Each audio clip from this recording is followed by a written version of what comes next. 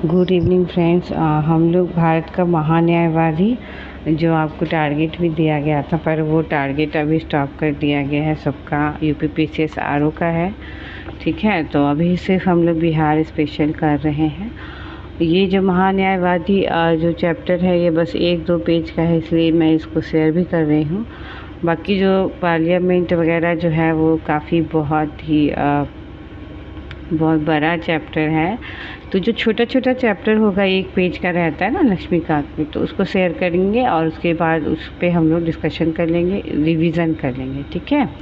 तो सबसे पहले कि अनुच्छेद जो है कि संविधान में अनुच्छेद 76 में जो है भारत के महान्यायवादी के पद की व्यवस्था की गई है, ठीक है।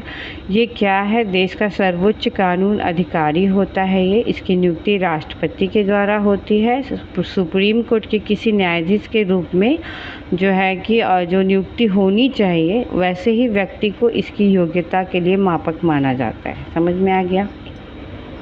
ठीक है। तो वही योग्यता होनी चाहिए जो सुप्रीम कोर्ट के किसी न्यायाधीश की होती है, और उसके लिए आवश्यक है कि वो भारत का नागरिक हो। और सबसे बड़ा ये जो 2-3 स्टेटमेंट है, ये स्टेटमेंट वाला जो क्वेश्चन आएगा ना आपको, ये ही सारा चीज़ रहता है यहाँ पे, ठीक है। एक तो आर्टिकल्स रहेगा और 2-3 जो है यहाँ से रहेगा कि हाई कोर्ट के न्यायाधीश के रूप में काम करने का 5 वर्ष का उसको अनुभव होना चाहिए। अगर वो हाई कोर्ट का न्यायाधीश है तो 5 वर्ष का अनुभव होना चाहिए, और अगर हाई कोर्ट का वो वकील है तो उसको वकालत करने का 10 वर्ष का अनुभव होना चाहिए। तो 5 और 10 में कंफ्यूज नहीं होना है, ठीक है। यहाँ पे आप अच्छे से देखना, अगर धुंधला है तो प्लीज़ अपना क्वालिटी अच्छा कर लेना। महान्यायवादी के कार्यकाल को संविधान में निश्चित नहीं किया गया है। उसको हटाने को लेकर भी कोई भी मूल व्यवस्था नहीं दी गई है संविधान में, जो है कि उसका कार्यकाल कितना होना चाहिए, और कि उसको हटाने की बात, क्योंकि वो राष्ट्रपति के प्रसाद पर्यंत तक बने रहता है ना, तो राष्ट्रपति द्वारा उसको किसी भी समय हटाया जाता है। और जो है कि वह राष्ट्रपति को कभी भी अपना त्यागपत्र सौंप के पदमुक्त भी हो सकता है, ठीक है। परंपरा तो ये है कि जब सरकार त्यागपत्र देती है, यानी कि मंत्रिपरिषद जब त्यागपत्र दे देती है या सरकार जब बदल जाती है, तो वहाँ पे क्या होता है कि वो भी त्यागपत्र दे देता है महान्यायवादी जो होता है, अटॉर्नी जनरल, ठीक है। क्योंकि उसकी नियुक्ति ही सरकार की सिफारिश से होती है। संविधान में महान्यायवादी का कोई पारिश्रमिक भी तय नहीं किया गया है। अब जब उसका कार्यकाल ही नहीं वो है, और जो है कि सारा कुछ वह है, उसको हटाने का लेकर भी कोई व्यवस्था नहीं है, तो उसका पारिश्रमिक भी तय नहीं किया गया है। राष्ट्रपति जो उसको निर्धारित कर देता है ना, वही उसको वेतन मिलता है, ठीक है। उसकी कार्य और शक्तियों के बारे में तो पता ही है आपको। वो भारत सरकार को किसी विधि संबंधित बात पे जो है एक सलाह दे सकती है, जो राष्ट्रपति द्वारा जो सौंपा जाए, ठीक है। वो सरकार को ऐसे सलाह देती है। विधिक स्वरूप ऐसे अन्य कर्तव्यों का पालन करे जो राष्ट्रपति द्वारा उसको सौंपा जाए। सब कुछ राष्ट्रपति है यहाँ पे। संविधान या किसी अन्य विधि द्वारा प्रदान किए गए काम का निर्वहन करना, संविधान या किसी अन्य कानून के द्वारा जो उसको दिया गया है कार्य, उसको ये करना, ठीक है। अधिकार और मर्यादाएं क्या है? किसी भी अदालत में महान्यायवादी को सुनवाई का अधिकार है। इसके अतिरिक्त संसद के दोनों सदनों में उसको बोलने का और कार्यवाही में भाग लेने का अधिकार तो है ही। दोनों सदनों की संयुक्त बैठक में भी मताधिकार के बगैर, यानी कि आप दोनों सदनों में या संयुक्त बैठक में भाग ले सकते हैं, बोल सकते हैं, बट आप वोट नहीं दे सकते हैं, ठीक है। उसे किस तरह से? तो एक संसद सदस्य के रूप में उसको वेतन भत्ता और विशेषाधिकार मिलता है, जो एक संसद सदस्य को होना चाहिए, ठीक है। किसी भी जटिलता और कर्तव्य के संघर्ष से बचने के लिए महान्यायवादी के ऊपर क्या सीमा लगाई जाती है? तो भारत सरकार के खिलाफ कोई सलाह या विश्लेषण नहीं कर सकता है। ऐसा नहीं है कि वो कुछ भी कह दे। और किसी मामले पर जो है भारत सरकार की ओर से अगर उसको पेश होना है, जैसे कि, तो उस पर भी वो कोई टिप्पणी नहीं कर सकता है। किसी मामले पर सुप्रीम कोर्ट में अगर जो कोई बात रहता है, तो वह महान्यायवादी जो है उसका विधिक प्रतिनिधि बन के जाता है, तो वहाँ पे सरकार के खिलाफ टिप्पणी नहीं कर सकता है, ठीक है। उसके बाद बिना भारत सरकार की अनुमति के वह किसी भी आपराधिक मामले में व्यक्ति का बचाव भी नहीं कर सकता है, ठीक है। वो सर्वोच्च कानून अधिकारी तो है, पर वो किसी व्यक्ति का बचाव भी नहीं करता। बिना जो है कि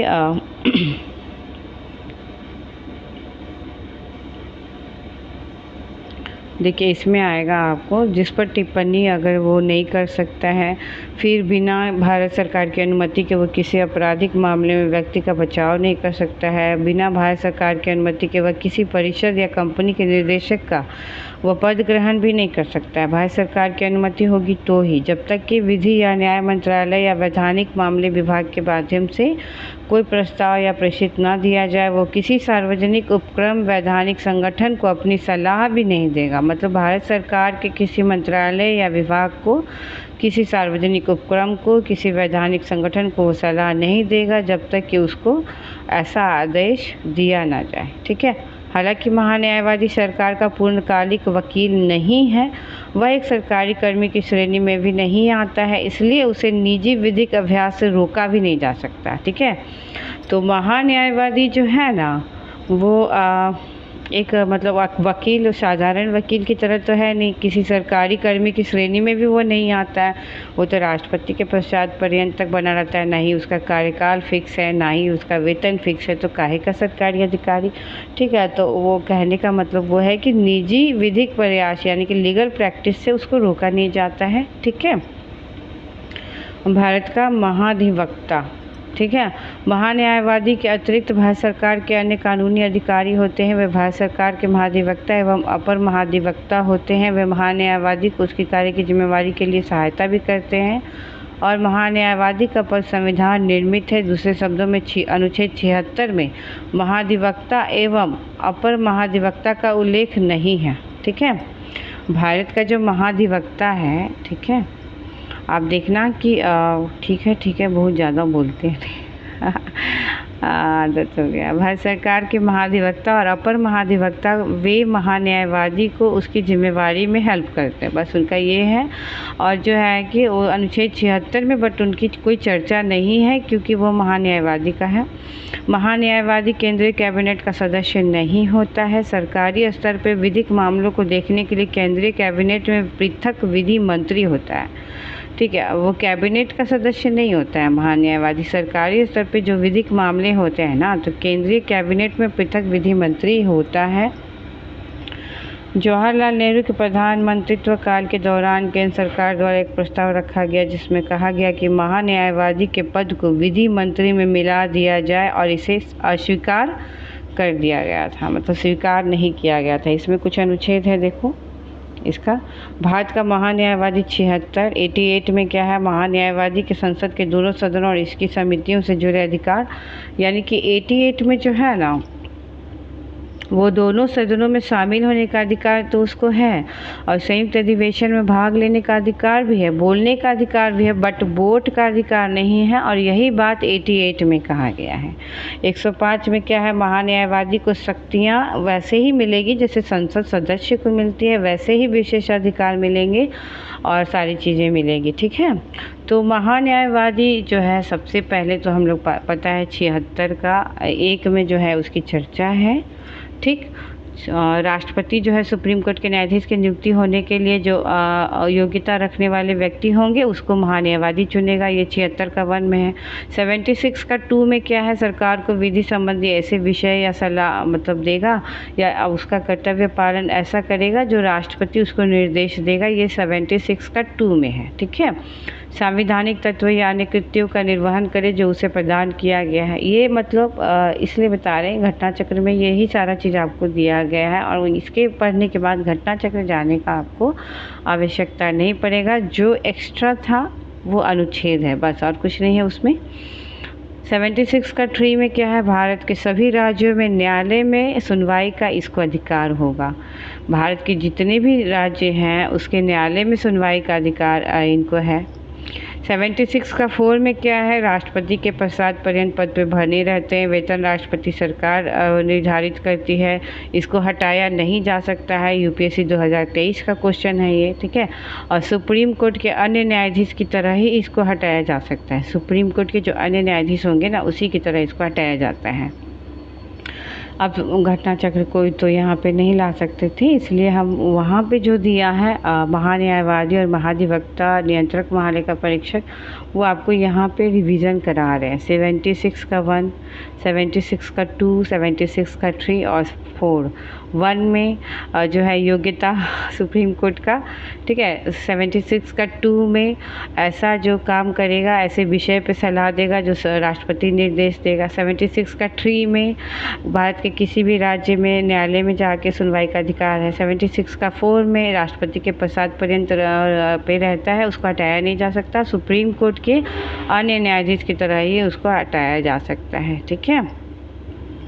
और उसके बाद हम लोग चलते हैं अब महाधिवक्ता के ऊपर। महाधिवक्ता राज्य का एडवोकेट जनरल ऑफ स्टेट है, और ये भी अगर धुंधला आ रहा है तो कुछ कहा नहीं जा सकता, मेरा कैमरा बहुत अच्छा नहीं है। 165 में जो है महाधिवक्ता के बारे में चर्चा है, वो राज्य का सर्वोच्च कानून अधिकारी होता है, महान्यायवादी केंद्र का होता है, ठीक है, इस तरह से, और ये राज्य का होता है।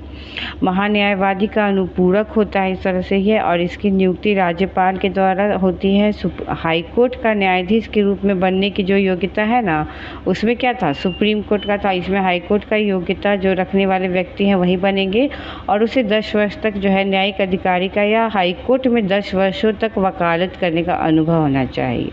महान्यायवादी का क्या था, हाई कोर्ट में जो है 5 वर्ष तक न्यायाधीश के रूप में काम और 10 वर्ष तक वकालत। यहाँ पे क्या है, यहाँ पे है 10 वर्ष तक न्यायिक अधिकारी भी हो और 10 वर्षों तक वकालत भी किसी हाई कोर्ट में किया हो। यहाँ पे 10-10 का है, ठीक है, वहाँ पे 10-5 वाला है, याद रखना। संविधान द्वारा महाधिवक्ता के कार्यकाल को निश्चित नहीं किया गया है। इसके अतिरिक्त संविधान में उसे हटाने की व्यवस्था का भी प्रावधान नहीं है, जो कि महान्यायवादी का भी था। वह अपने पद पर राज्यपाल के प्रसाद पर्यंत बना रहता है, राज्यपाल द्वारा उसको कभी भी हटाया जा सकता है। वह अपने पद से त्यागपत्र देकर कार्य मुक्त भी हो सकता है, ठीक है, कार्य मुक्त भी हो सकता है अपने पद से त्यागपत्र देके वो। और सामान्यतः वो त्यागपत्र जब देता है ना, जब मंत्रिपरिषद भंग हो जाए और मंत्रिपरिषद ही त्यागपत्र दे दे, क्योंकि उसी की सलाह पे जो है नियुक्ति सरकार की यहाँ पे होती है। संविधान में महाधिवक्ता का वेतन भत्ता भी निश्चित नहीं किया गया, उसके वेतन भत्तों का निर्धारण राज्यपाल करता है, जैसे उसमें राष्ट्रपति करता था। अधिकार और शक्तियाँ क्या है, वैसे ही है कि राज्य सरकार जो है सलाह देगी राष्ट्रपति द्वारा, जो इसमें क्या है थोड़ा सा डिफरेंट।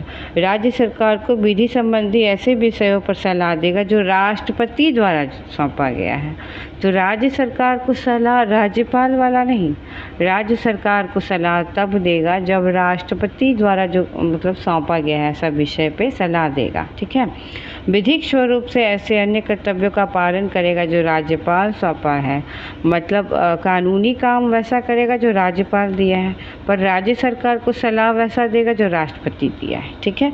संविधान या किसी अन्य विधि द्वारा प्रदान किए गए कृत्यों का निर्वहन करेगा, ठीक है, ये तो उसमें भी था। महाधिवक्ता विधानमंडल के दोनों सदनों में समिति में बोलने का, उसको जो है कि भाग लेने का अधिकार तो है, पर वोट देने का जो है कि अधिकार नहीं है। और वैसे ही विशेषाधिकार मिलेंगे जब विधानमंडल के किसी सदस्य को मिल सकते हैं, जैसे कि उसमें था। बस हो गया, ख़त्म। आप इसका अनुच्छेद देख लो। 165 में महाधिवक्ता की चर्चा है। 177 में राज्य विधायिका के दोनों सदनों तथा इसकी समितियों से जुड़े महाधिवक्ता का अधिकार, जैसे कि विधानमंडल के जैसे सदस्य को होता है ना, वैसा ही विशेषाधिकार महाधिवक्ता को 177।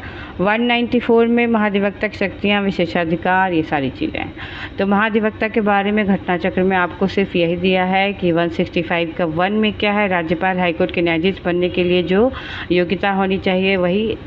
165 का 2 में क्या है कि राज्य सरकार को परामर्श विधि संबंधी विषय पर प्रथम विधि सलाहकार के रूप में देता है, तो वही है। 165 का 3 में क्या है कि राज्यपाल के पश्चात पर्यंत वो पद धारण करता है और पारिश्रमिक उसका राज्यपाल ही तय करेगा। ये आपका अनुच्छेद रटना ज़रूरी है। अब कैग के बारे में तो पढ़ा ही नहीं है, इसलिए उसका जो है कि अनुच्छेद आर्टिकल्स उसका हम लोग कल करेंगे। Okay, bye.